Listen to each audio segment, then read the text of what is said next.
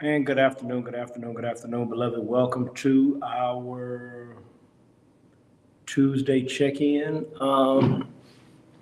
As you all see, we have a little different setup. I'm not in my usual in-home studio, and so I've made a makeshift studio right here at Fellowship of Love Church.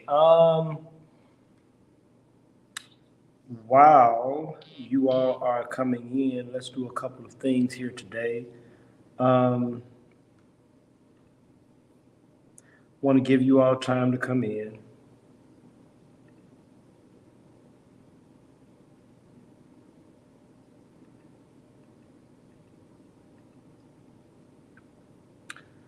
Want to give each and every one of you all time to come in. Want to give you time to come in. Giving everyone time to get the notification. While I'm waiting, let me go ahead and say this. Well, let me make this better.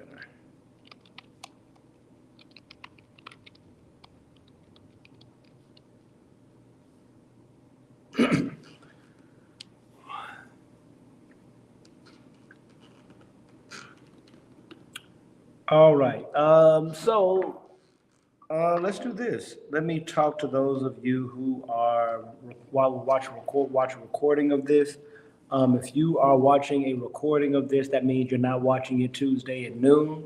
So what I would love for you to do is I would love for you to, if you want to get past the kind of beginnings and the questions and the question of the day and all those things, then you can move to about 20, 25 minutes on forward and get to the meat and potatoes, which is our word and our prayer. For those of you who are checking in, I'm so glad to see each and every one of you. Um, Again, I'm going to give you all a little bit more time to come in and to check in.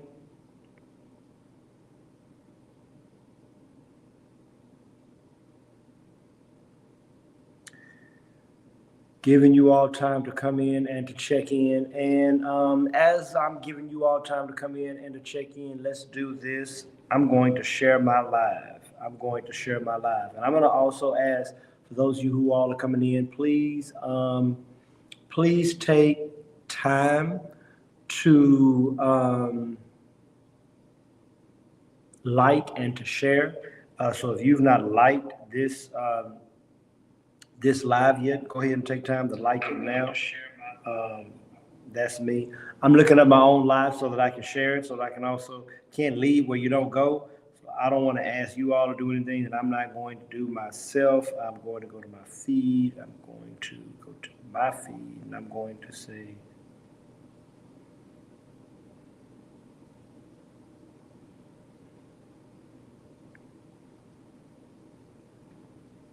All right, all right, all right. Okay.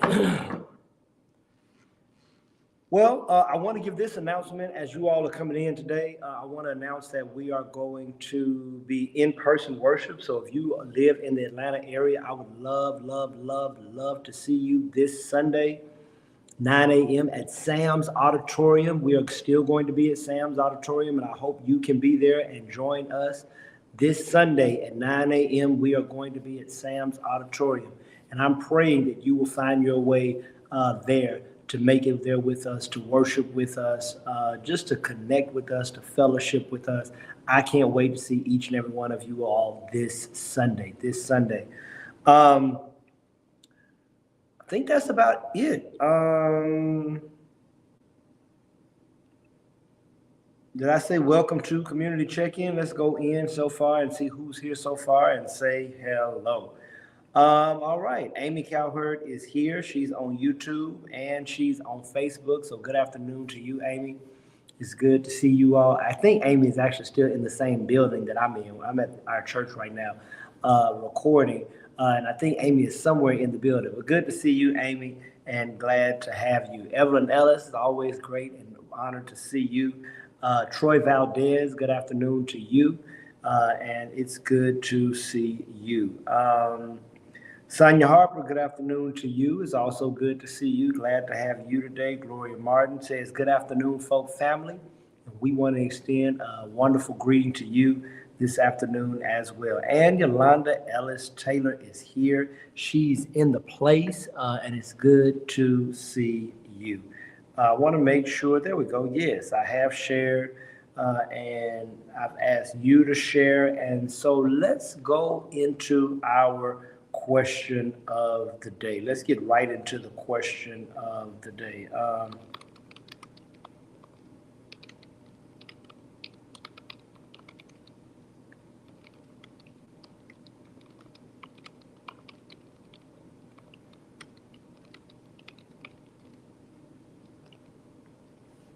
Here's the question, and let me explain it before I get into the details. Okay, here we go. It says, what is a ritual or tradition you or your family has created? I want to know some of your rituals, and I want to know some of your traditions. Let me see. So, for example, it could be something as simple as one of the rituals in my family in Texas is all the people who live in Houston, we oftentimes go to Bastrop for Christmas, but we stop at my Aunt Betty. My Aunt Betty has a Christmas breakfast every Christmas. The Christmas breakfast has mimosas, has eggs and sausage and bacon and things like that. But that's every Christmas morning. That's one of the rituals or traditions of my family that we've created.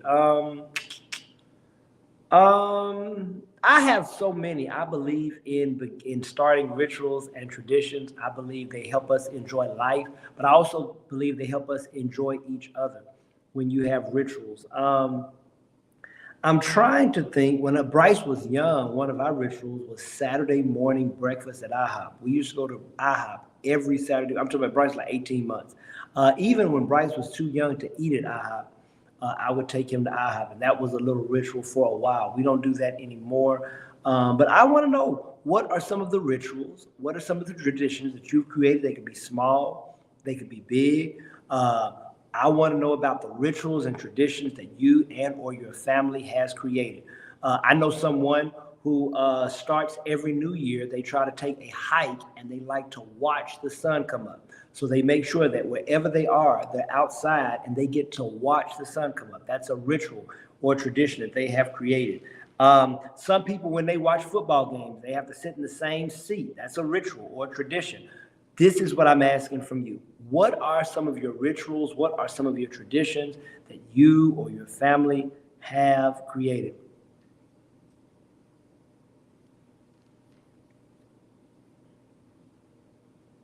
And maybe I'll edit this to say, let's go plural in case some of you want. What are some rituals or traditions that you, and let's say and or, have created? All right, that should do. Let me put that up here. This is our question of the day. Good afternoon. We've got some people who've come in since then. We're answering, beloved, the question of the day. Good afternoon to you, Michelle Gordon. Good to see you and glad to have you. Patricia Cleve says, good afternoon, folk, family, and friends. Pastor Jackson, how are you doing? How am I doing? I'm okay. I had a very, very, very active weekend. I played a kickball game on Saturday, Sunday. I was in virtual church with you all, but I also did 2 hikes, one on Sunday, another small hike on Monday. And so I hiked through my being sore. So I'm not as sore as I was on Sunday or Monday, but I'm doing well. I feel refreshed. I feel like I had a really, really good trip, but I still feel like I'm coming down. I feel like I need a day. Does everybody feel like this? Whenever you go on a good trip or a good vacation, you almost need one day just to come home and do nothing and just absorb being back from the trip and getting back ready for the world. So I feel like I've gotten back into my regular routine too fast. But I'm glad to see each and every one of you here today. It blesses me to have you all.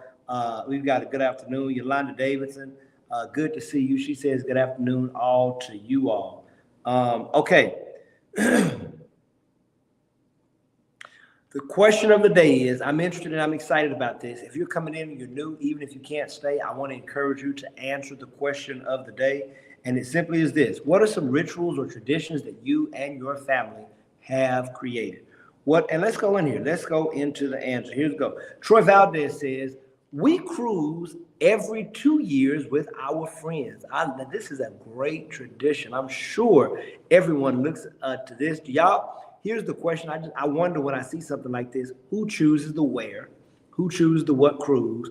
Do different people choose it each cruise, or is there a committee that gets together and takes suggestions? I would love to know logistically how this plays out. But this is something that either, and I like the every 2 years. Because with our friends, sometimes with our family obligations and things like that, sometimes every year may be too much. But I love this. I love this, Troy. Thank you so much for sharing. For those of you who are coming in, we are talking about rituals and traditions that we have in our circles, our family, our jobs. Just give me a ritual or tradition you've created. Evelyn Ellis chimes in. Whenever all our brothers and sisters get together, someone does a prayer over family meals. Okay, really, I like this. I like this. Good ritual, good tradition. For those of you who are coming in, this is the question of the day. What are some rituals or traditions that you and your family have created?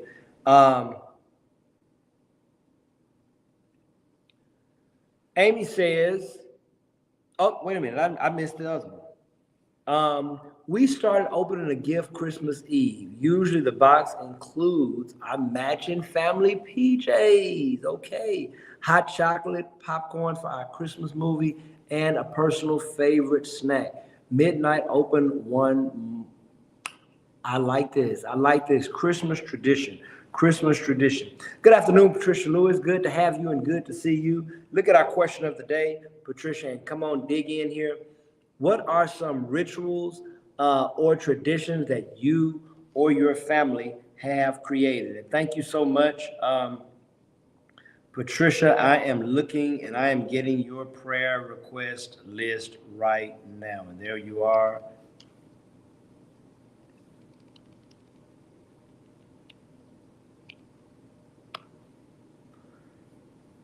All right, I have your prayer request, Patricia Lewis. I'm hoping now that you can go in and let us know some of your rituals. Amy says another tradition is honey baked ham from Honey Baked and my mac and cheese, a menu must have when I'm hosting Thanksgiving and Christmas. All right, I like it. I like this. I like this. I like this. We're talking about rituals or traditions. Patricia Cleave says that one of our rituals on Thanksgiving is before we bless the food. I like this. Each person, each of the people at the table tell how God has blessed us thus far. I love it. I love it. I love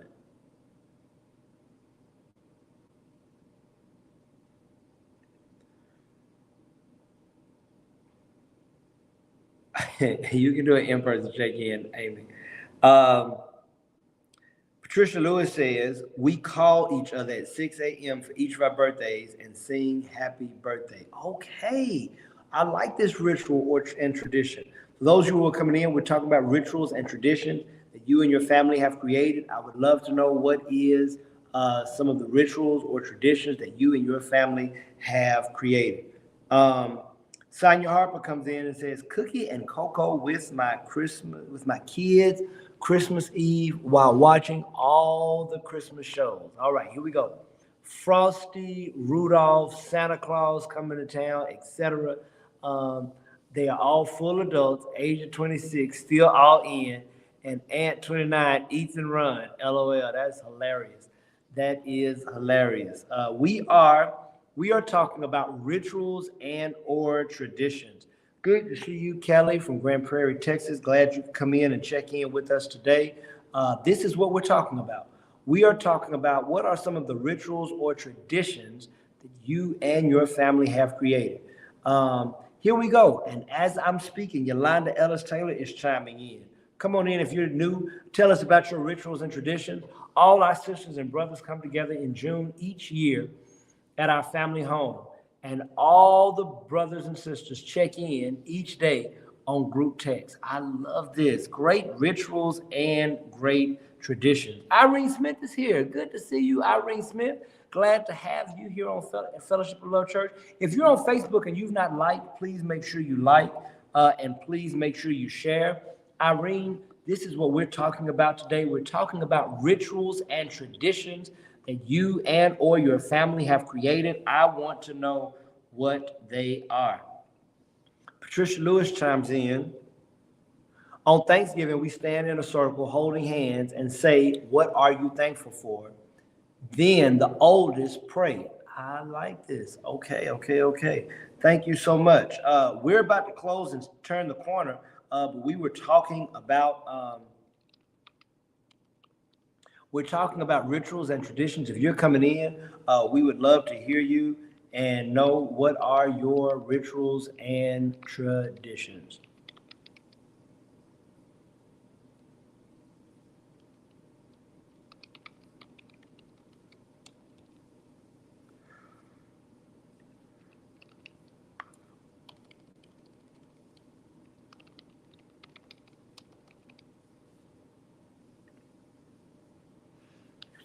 All right. I'm still getting prayer requests, and I think I have them, and I think we have given our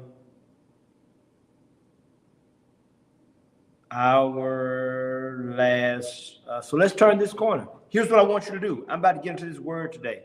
So let me give one last push for us to like. If you've not liked, please take a moment to like. And then let me give one more last push for us to share. If you've not shared this live, take some time right now to share. Patricia Lewis, thank you so much for that word of affirmation and encouragement. I'm blessed that it was a blessing to you. Leanne Marie Russell Keeper has come in. We're about to get to the word. She says, "Hey there, folk. I'm asking that you all go ahead and like and share if you have not." Today, I want to talk about walking free. Now, this message came, of course, whenever I leave and I do something, I always get inspired. I feel like I always come back with a message for community check-in. And such is the case on my latest trip. I've really not posted. Thank you so much. I've gotten that prayer request. I just saw your prayer request.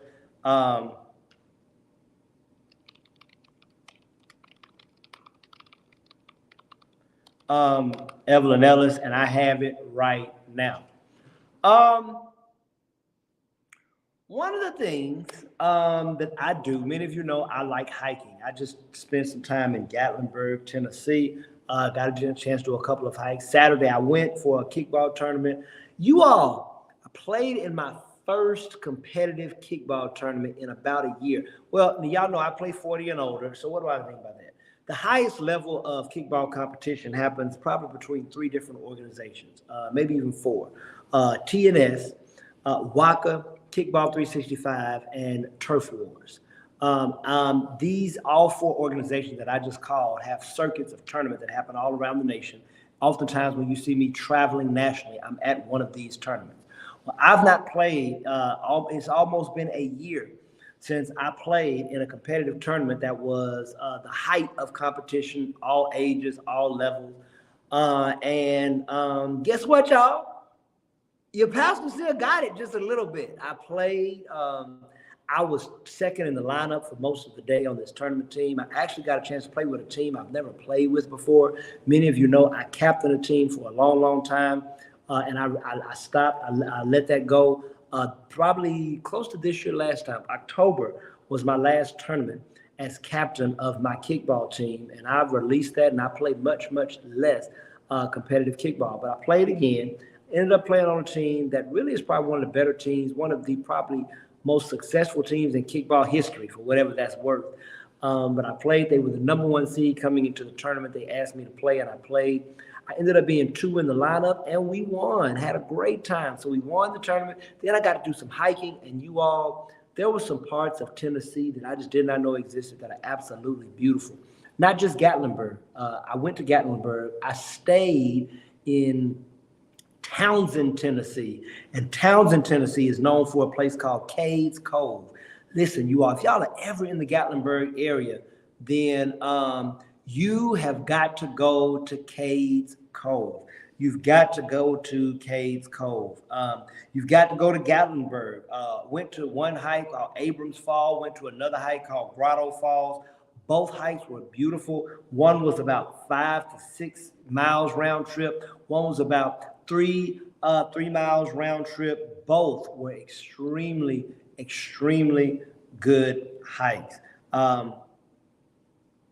Thank you all. Thank you all. Thank you all. Yes, yes, yes. I still got it just a little bit. Thank you all so much. Thank you. Thank you so much. Thank you so much. Thank you so much. Now, Miss Irene Smith, thank you so much for your prayers. Let me get these 2 prayer requests that have happened since I was talking. Miss Irene Smith, I'm about to get your list, and then I'm about to get into this word. But many of you know I like hiking. Got 2 hikes done. I have a hiking partner, and one of the things my hiking partner and I do every time we hike is we choose to hike 1 mile holding hands, no matter what. No matter what comes, we make a decision that once we grab hands and we're choosing to do our mile, we have to continue holding hands for a mile. Now, as you can imagine, if you've ever hiked, this can sometimes get challenging. It can get challenging because, hold on. There we go. I was looking for Miss Irene Smith's prayer request. Thank you. I just found it, Miss Irene. Let me get that so that I can get into.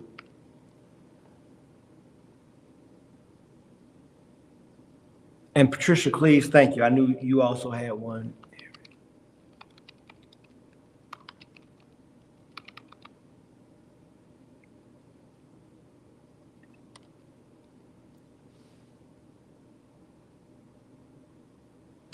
All right, all right, all right. So my hiking partner and I,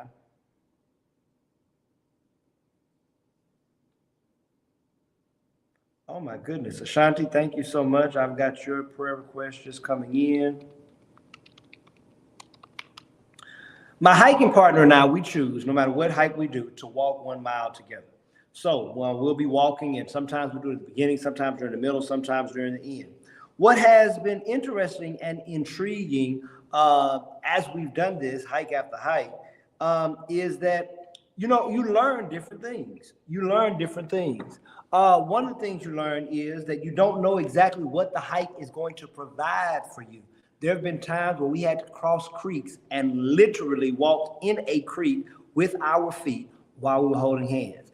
There have been times where we have done big climbs, and the climbs are so big that even without holding hands, you would probably need to use your hands and grab onto rocks and grab onto something.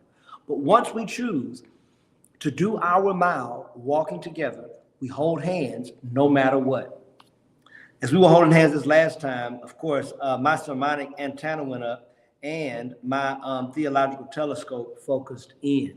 It went up because I began to realize something, that oftentimes it's always very fulfilling whenever we get through walking a mile holding hands, because almost undoubtedly there's always a time where it would be easier, where it would be more comfortable to walk if we were not holding hands. But because we are bound by our ritual and our tradition, we refuse to stop letting each other's hands go while we're walking in this mile. Every hike that we've done for the last couple of years, we've chosen to walk 1 mile holding hands.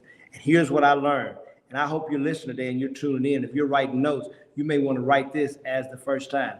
I realized something, that when we're hiking, I don't know if you've ever hiked, it's harder to walk together when we are required to be bound. Listen to that and absorb exactly what I said.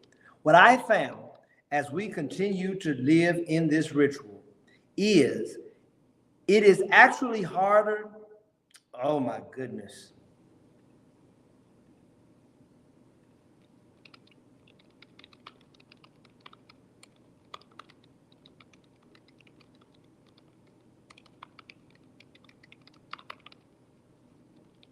There we go. It's harder to walk together when we are required to be bound. When we're hiking, it never fails that little small things that we want to do become more difficult. Something as simple when we're hiking as getting water out of our backpack becomes an event because we are required to be bound. If we want to eat a snack during the mile that we're walking together, it is interesting and it is intriguing because even getting a snack becomes an event. Sometimes one of us might be hot and we might want to delayer some of our layers that we have on. It's always harder when we are required to be bound. We were walking this last hike, and we were walking in Grotto Falls, and actually, no, Abrams Falls. And it dawned on me that as we were walking, I began to recognize that once we finished our miles, our hands were sweating. They were sweating with each other. We began to sweat. We were sweating with each other. But then we decided our mile was over, and then we could be free again. Here's what I learned. It's harder not only to walk together when you are required to be bound, but listen to this. Listen to this. And I want to say this. It's easier. What I learned on this last hike, it dawned on me that it's easier to walk together when you are free. Now, that's an interesting and an intriguing concept, beloved, because just pause for a minute and just absorb that for just a moment. We have found, because every hike we do, we choose to do a part of the hike holding hands. But what we found is this is actually more challenging. That there is a challenge sometimes to walking together and being physically connected. But it's easier to walk together when we are free. Now listen, I want to suggest today that what I found on this hike is a true principle in life. That when we are walking together, we always choose to hike together, but we choose this mile to be required to be bound. And what that means is if it's a 5-mile hike, at least one of those miles we walk bound, at least 4 of those miles we walk free, but we always walk together. Here's what's interesting and intriguing, and I hope somebody's hearing, and I hope somebody's tuning in. We always choose to walk together. The question is, are we going to walk together with the requirement of being bound, or are we going to walk together free?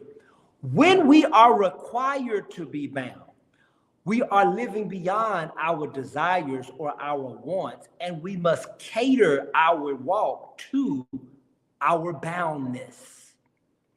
There are some places I can't go when we're bound that I can when I'm free. There are some ways we can approach the hike that I can't do it when I'm bound, that I can when I'm free. And what I've learned is it is actually easier to walk together when we are free. When we are bound, we take away the idea and the possibility of choice.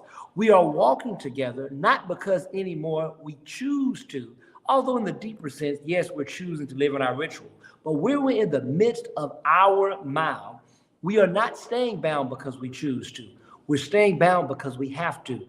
And when we walk, when we have to, it becomes much more difficult to navigate some terrain. Evelyn Ellis, I hope you can see where I'm going and will just meet me there. There's something about the choice to stay together without the requirement of being bound together that makes the walk more beautiful. It makes the walk more easy. It makes the walk more enjoyable. Why? Because in a hike, if you've ever hiked, we come up to certain places in the hike where there are sometimes 2 routes we want to go. Sometimes I decide to be a climber and I choose a route right next to each other that climbs, and that my partner chooses a route that is more smooth. There are sometimes when we're going down, there are different ways that you can go down from rocks. And when we're not bound, we can both choose which route is best for us while we are staying together. Now, here's what I want to tell you. I love this analogy, is that we stay together when our togetherness is better when we are always making the choice to be together. And somebody knows where I'm going and should just meet me there. Because what I want to suggest is what I found out about hiking being bound and hiking being free is the case in life. Our togetherness in any relationship, romantic or otherwise, is better, it is freer, it is more pleasant, it is more enjoyable when we are free. Can I just stay in the romantic world for a while? There's somebody here who has at least heard of someone who is in a bad marriage and they are no longer walking together out of freedom, but they are walking together in their mind because they are bound by their children. It's easier to walk together when we are free. There may be someone else who knows someone, not us, but who's been in a marriage and they were afraid to get out of that marriage because they had become financially dependent on their partner. They're walking together, but they're no longer choosing to walk together. They are walking together. One is walking together not because they want to, but they sense they have to. And I'm here to tell you that walking together is more easy, it is more pleasant, it is more beautiful when we are free. Walking together happens easier when we are perpetually choosing togetherness and not being made to stay together. Now, this is not just about romantic relationships. There is somebody here, right now, who is on a job, or that's not you, your choices are too good in life, but you know somebody who you need to tag in this message who is at a job because they feel bound to this job. They are not walking together with their employment anymore because they choose to. They are walking because they feel they have to. They might feel, I might never get to this spot in any other place. I might never get the hours I get in any other place. I may not like the people and they may not like me. And so there's someone here who knows what it feels like to stay in a job relationship, not because you want to or you choose to, but because you are bound to. And what I've come to tell you is that my little hike I had today is that walking is always more enjoyable. It is always more beautiful, and it is always more pleasant when we walk out of freedom and not being bound. Now, here is what is interesting and intriguing. That even though my partner and I have this ritual of walking a mile every hike that we do with bound hands, it sometimes happens that we are not in our mile and we choose to hold hands anyway.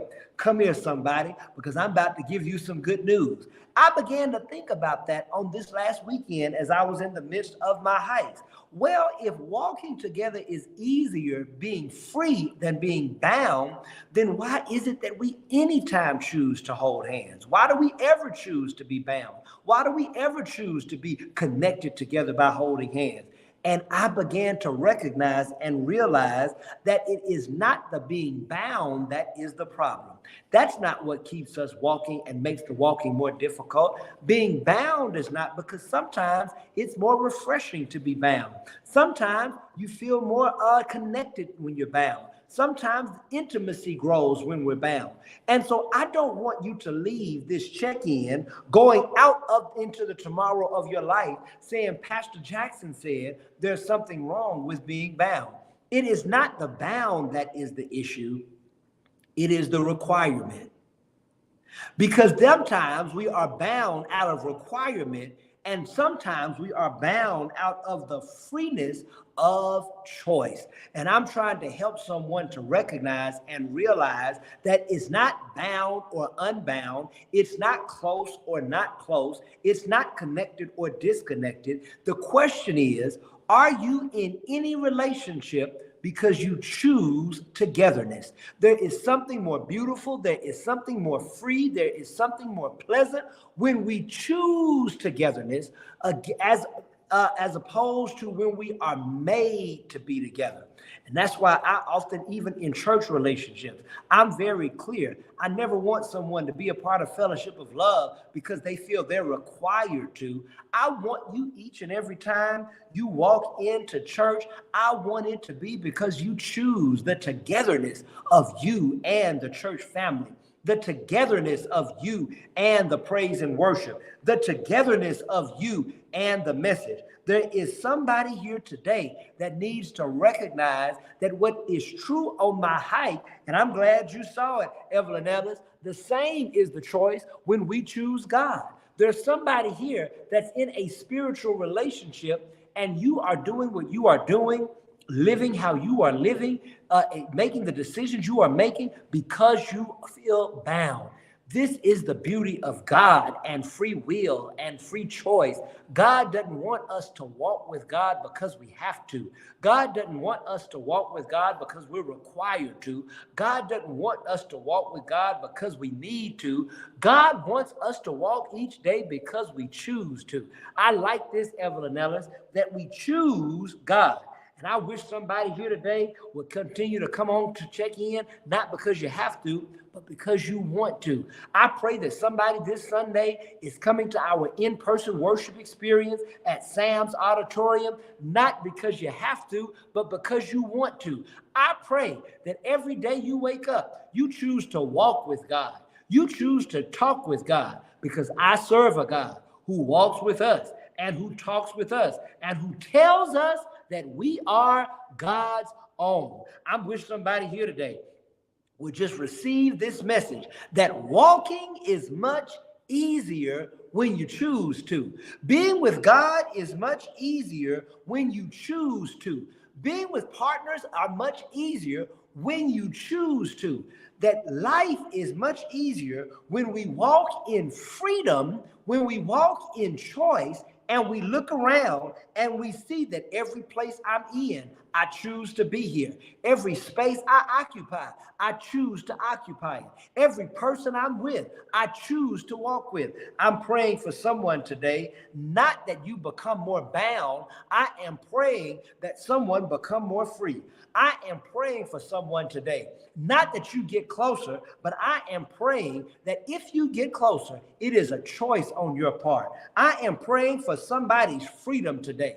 I am praying for somebody's choice today. I am praying that you would choose what you choose, when you choose, where you choose, because you can choose. Someone here needs to break the chains of requirement. Someone here needs to break the chains of being bound when you didn't want to be, bound when you didn't have to be. Someone here needs to walk in their freedom.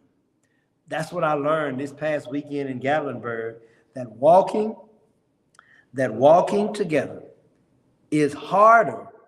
It's harder to walk together when we are required to be bound. No relationship is healthy if you are there because you feel required to be. If anyone makes you feel like you have to stay because you can't do better, you can't get better, you can't be better, you need to rebuke that enemy in the name of Jesus. God has not created you to be required to be bound. If God doesn't require you to be bound to God, then there is no place, no job, no neighborhood, no idea, no person, no relationship that you ought to live in out of requirement. For those of you who are married, this is not a testimony against marriage. This is a testimony that every morning you wake up, you ought to be reminded that I am choosing to be here. There's something more beautiful about the relationship when we choose it. And you ought to look at your husband today, or look at your wife today, and remind them, I'm here, not just because I have to be, not just because I vow to be, but you ought to tell that person that you love today, I am here because I want to be. That's all I have for you all today. That's all I've got. That's all I want you to take into tomorrow of your lives, is that you can walk, but you can walk better, you can walk more pleasant, and you can walk more beautiful when you are free. Every head bowed, every eye closed, every heart praying. God, we love you today. We honor you and we bless you. And we thank you for your presence in each and every one of our lives. Today, God, we thank you for the possibility of togetherness. We thank you for the possibility of togetherness in church. We thank you for the possibility of togetherness in family. We thank you for the possibility of togetherness in work. We thank you for the possibility of togetherness in our romantic lives. And we thank you for the possibility of togetherness with you. Today, God, we are asking that you would break all chains, that you would destroy all yokes, and that you would move in our life such that we can celebrate being together with you. Today, God, we choose you. We choose your glory. We choose your magnificence. We choose your miracles. We choose your love. We choose your power. We choose your peace to be in, with, for, by, and around us. In Jesus' name, God. God, I thank you for every person on this line today, God. I thank you for the choice to be here. May we continue to choose to walk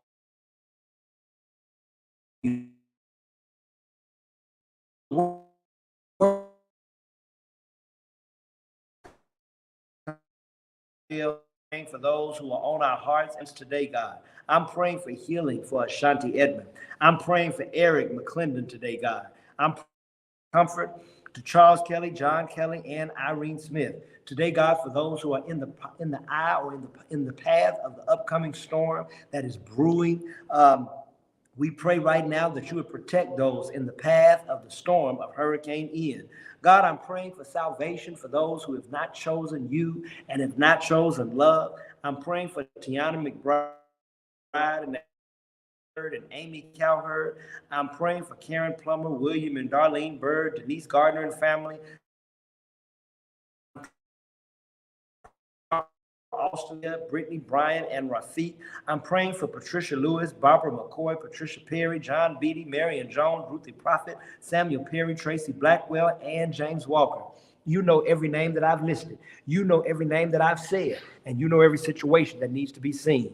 You know every circumstance that needs to be attended. You know every problem that needs to be solved. Move, God, in a way that you've never moved before. Act, God, in a way that you've never acted before. Love, God, in a way that we've never felt before. Show up, God, in a way that we've never seen before. God, we are believing that you can still do new and extraordinary things in and for our lives, God.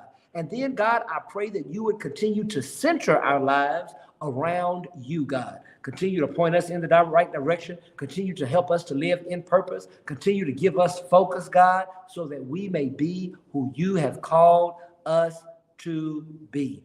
God, we love you today. We honor you today. And we pray this prayer in the loving, liberating, and life-giving name of Jesus. Amen. And thank God. Beloved, beloved, beloved, thank you so much for joining us on our Tuesday afternoon check-in. I'm praising God for each and every one of your presence. I pray that you've shared this. If you feel like this word is helping someone, will help someone in your life, tag them or send it to them and help allow them to get the blessing of what God is doing through this ministry. Now, as we go to our many different destinations, I'm touching and agreeing with you, Margaret White Darby, and Dina, I'm touching and agreeing with you. Yolanda, I'm touching and agreeing with you. And Troy, I'm touching and agreeing with you. Evelyn Ellis and Irene Smith, I'm always touching and agreeing with you. Patricia Cleves and Amy Cowherd, I am touching and agreeing with you. Michelle Gordon and Yolanda Ellis Taylor and Margaret White Darby and my mom, who I don't know when she just got up in here, but I'm touching and agreeing with you, Mama. For those of you, Patricia Lewis, Sonia Harper, I'm touching and agreeing with you. Felicia and Patricia Lewis, I am touching and agreeing with you. Listen, you all, I've got to get out of here. I've got to get to work, but I pray that God would bless you. I pray that God would keep you. Ashanti, I'm touching and agreeing with you. You all know the last thing I want to tell you. Please remember, Angela Cook, I'm touching and agreeing with you. Please remember to live in love. You all have a great Tuesday.